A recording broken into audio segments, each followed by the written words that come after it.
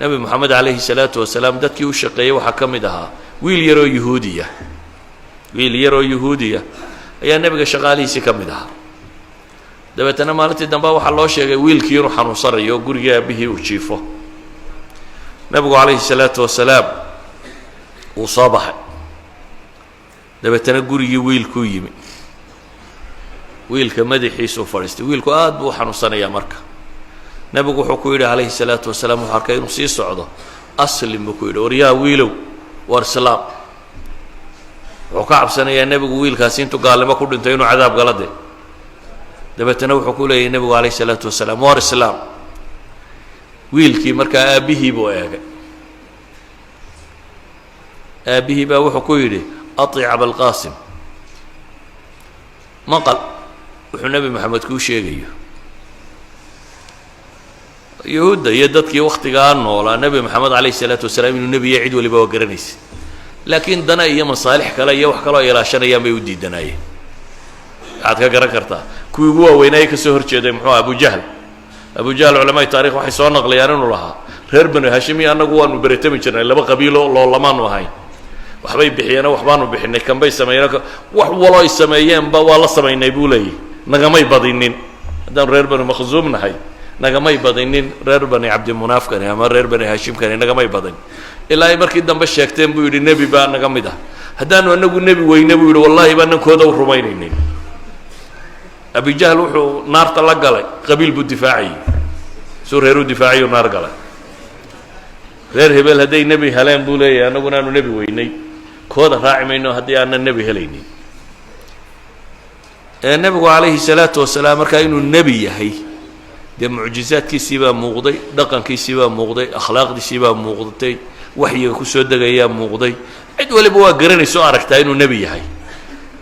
laakiin masaalix kale dadku markay masaalixda ilaashanayaan, hiraqal boqorkii la odhan jiray markii looga warramay nebiga calayhi salaatu wasalaam tu waraaq u diray nebigu uu akhriye looga warramay ee uu waraystay nimankii safarkee u yimi oo 14 su-aalood ama 13 su-aalood weydiiyey ee backgroundkii nebiga oo dhan loo sheegay, ayuu wuxuu yidhi sidaa aad sheegaysaan hadduu yahay halkaa aan fadhiyaa buu qabsan doonaa, haddaan awoodana waan dhaqaaqi lahaa buu leeyo, meeluu joogo haddaan tegi karayo cagihiisaan maydhi lahaa buu tilmaamaya. dabeetana wuxuu isugu yeedhay xaashiyadii boqortooyadoo dhan iyo wadaadadii kiniisadda iyo wixii o dhan buu isugu yeedhay. wuxuu ku yidhi warrinkaasi wuxuu sheegayaa waa xaqa aan raacno. albaabadana wuu soo xidha, meeshii uu kula shiraya albaabadu wada xidhay. dana wuxu ninkaasi waa xaq wuxuu sheegayaa aan raacno. mar quraa la qayliyo waa la cararay. bes soo noqda buu yidhi idinkaan idin eegayo un mowqifkiinu meeshuu taagan yahay, dee kursigu waayayaa ilane siyaasiyiintu diin la-aanta in badan kursigaa badda, oo haddaad kursigaa ka riixi mayso wuxuu is yidhi kursigaaga hawaaye. marka hiraqal wuxuu naarta ugu xagga gaalnimada ugu sii socday, wuxuu ilaalinaya kursiga. idan nebi maxamed inuu xaqiya uu garanayay. odagan yahuudiga markaa inankiisii wuxuu ku yidhi yaraa aطic abalqaasim, waxa uu kuu sheegaya aqbal. dabeetana wiilkii yaraabaa shahaatay, islaamay.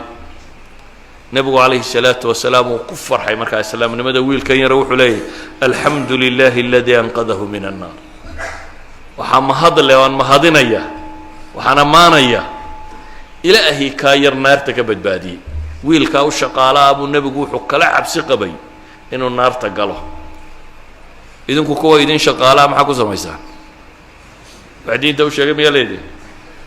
mise waxaad tidhaahdaan markay sii baxaysana sii baadh, inta kalena ha shaqaysa. yani materialkun baa ka fekertaan, waxay dadkan inaa badbaadisaan. hadduu kaa soo hor baxo qof bini aadana oo gubanayo dab sudan yahay maxaad samayn lahayd? waxaad isku dayi lahayd inaad demiso. socankaa maaha.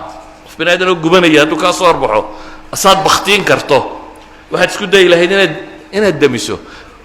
qof bini aadam oo indhale hadduu kaa soo hor baxo god daba ku socda maxaad yeeli lahayd? meeshanoo dab ka shidan yahay, labada indhoodna ula iyo uu kusii socda maxaad samayn lahayd? waad ka qaban lahayd. xataa haddaanad ka qaban karin waad qaylin lahayd, war ka joog baad odhan lahayd. waayo waxaad ka naxaysaa qofka bini aadamku inuu meesha ku dhaco. kuwa naarta kusii socda waa sidaa. dadkan aad arkayso ee gaalnimada kusii socda waa indhalaayiin. meel adagna waa ku socdaan waxay idin diinta u sheegtaan oo anfacdaan aakhiradoodii iyo adduunkooduba markaasuu anfacmaya wiilkaa yar nebi moxamed calayhi salaatu wasalaam wuxuu ka dadaalayay inaanu gaalnimo ku dhimanin dabeetana intuu gurigoodii ugu tegay isagoo bukoo jiifa ayuu wax u sheegayay innaguna kuwii gurigeenna joogay baynu wax u sheegi kara laanahay kuwii gurigeennaba joogay daa inaynu gurigooda ugu tagne ayaynu wax u sheegi kara laanahay idan ayuha alaxiba qofka muslimka ah waxaa la rabaa inuu qof naafica noqdo qof waxtara inuu noqdo muslimku inuu wax matara noqdo maaha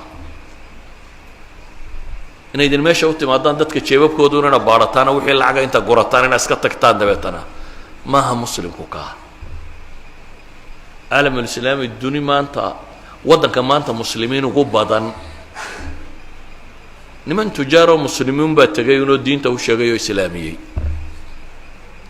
soo waddan indonesia la yidhahdo maydan maqal ama dadkan malayga la yidhaahdo waa dhowr boqol oo milyan xawaalay 300 oo milyan waddan muslim oo ka badani ma jiro waddannada muslimiinta o dhan iyaga ugu badan maca dalik jihaadna laguma furanin cid kalena ma tegin waxaa la yidhaha niman tujaaro muslimiin baa tegey dabeetana nimankaa dhaqankoodii iyo akhlaaqdoodii iyo waxsheegoodii unbay ku islaameen idinkoo tujaara maba idaan imana idinkoo faramadhan baa timaadeena markaa lacagtii ka ururiseen ma u sheegteen markaa war islaama oo ilaahay diintiisa qaata oo qofka muslimka waa in waxtar noqdaa waa in wax laga faa'iidaa